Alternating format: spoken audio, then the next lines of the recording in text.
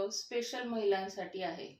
महिलांमध्ये कॉमन झालेल्या एका हार्मोनल इम्बॅलन्स या आजाराविषयी आपण आज चर्चा करणार आहोत। आज आपण बघत आहोत आपल्या आजूबाजूला सर्वसामान्यांमध्ये पीसीओडी बद्दल चर्चा सुरू असते। तर पीसीओडी हा महिलांमध्ये हार्मोनल इम्बॅलन्समुळे होणारा आजार आहे।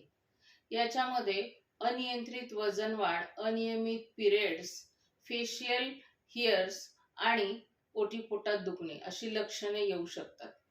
आणि याचे कारण आपले जे लाईफस्टाईल आहे ते बिघडलेले असते। बिघडलेले लाईफस्टाईल म्हणजेच आपण अनियंत्रितपणे जे जेवणामध्ये पदार्थ घेतो त्याचा आपल्या शरीरावर विपरीत परिणाम होतोच। त्याच पद्धतीने आपलं झोपेचं सायकल आणि आपल्या जीवनामध्ये वाढत असलेला आपला स्ट्रेस ही काही पीसीओडीची लक्षणं आहेत, ज्यामुळे स्त्रियांना त्याचा खूप त्रास होत आहे।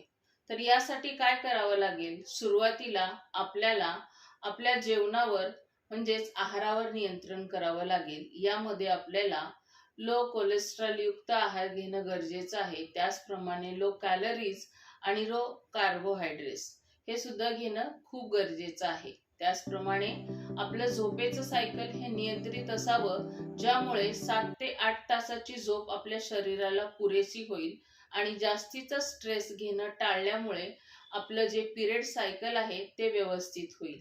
तर या काही गोष्टी आहेत ज्यामुळे स्त्रियांमध्ये वाढत असलेलं पीसीओडीचं प्रमाण हे कमी होईल। त्याचबरोबर योगासने हे देखील आपल्याला पीसीओडी नियंत्रित आणण्यामध्ये फार मदत करतात।